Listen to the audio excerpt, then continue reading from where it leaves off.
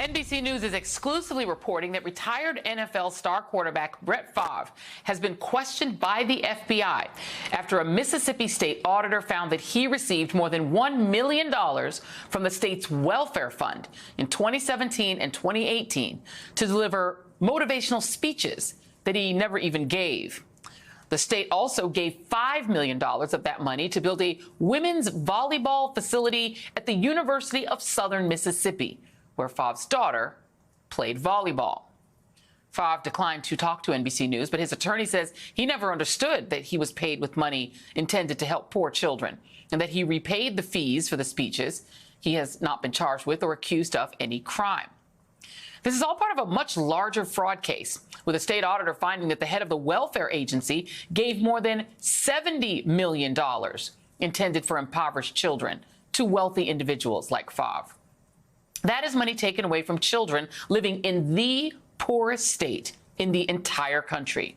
Nearly 20% of Mississippi's residents live in poverty, and the number's even higher, 25% in the capital, Jackson, where more than 100,000 people have not had safe drinking water for days after flooding disrupted the city's water system. People are fed up. They're running to bordering cities who have clean water to just bathe. I honestly don't even want to bathe my baby in Jackson's water. It's sad, and I can't even afford to move out of Jackson, so I have to stay here and deal with this. This has been an issue for me since I came down here to Tougaloo College in 1991. I was always told not to drink that water. It's a problem Jackson residents have faced on and off for years, with aging infrastructure that Jackson's mayor says will cost $1 billion to fix. The state's Republican Governor Tate Reeves and other officials have repeatedly opposed efforts to fund water treatment upgrades. President Biden has said Reeves has got to act and sent the FEMA administrator to Jackson today to assess the situation.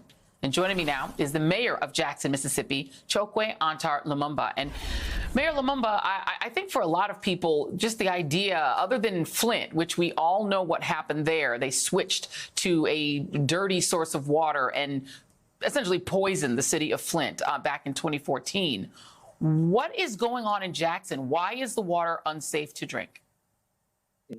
Well, first and foremost, Joy, thank you for having me, and thank you for lifting this challenge up in my city. I think what Jackson represents, what Flint represents, are circumstances of divestment, underinvestment in communities that resemble ours far too frequently. This has been a challenge that we have been lifting up my entire time in office, but more specifically nationally, at least more than 2 years, saying that it's not a matter of if these systems will fail, but when these systems will fail. And so what the calculus comes to is that it amounts to humiliation for our constituents. It amounts to a poor quality of life, and we're unable to reveal the simple dignity of having running water within homes to, for sanitary needs, to bathe or to drink. And so we need to make certain that when this falls out of the news cycle, that the work continues and that we see it to its conclusion, that we have a water system that is sustainable, dependable, and equitable, and serves the best interests of our residents in every way. And I mean, just for viewers to just get a handle on this, I mean, we're talking about a city, the capital city of Mississippi, of the state of Mississippi, in which people are being told to bathe with their mouths closed so that they don't breathe in whatever is in the water. Do you even have an assessment? Have you been given an assessment of what's in this water?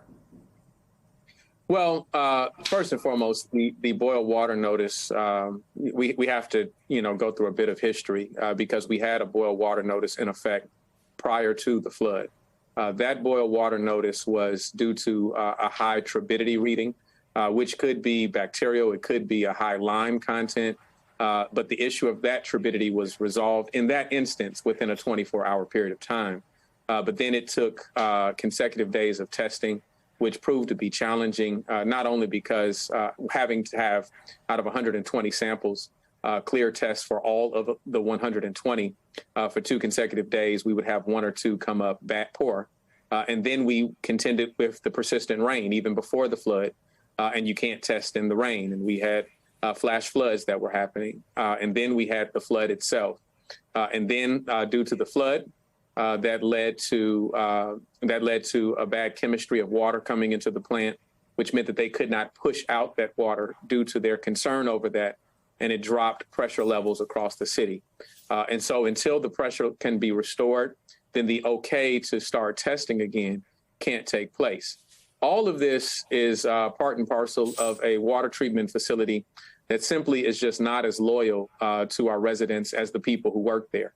We have people who work there diligently who are, looking over various components of failure, whether it's the raw water screens, whether it's the raw water pumps, whether it's the UV light that is, obsolete, whether it's distribution lines into the water treatment facility, conventional side or membrane side.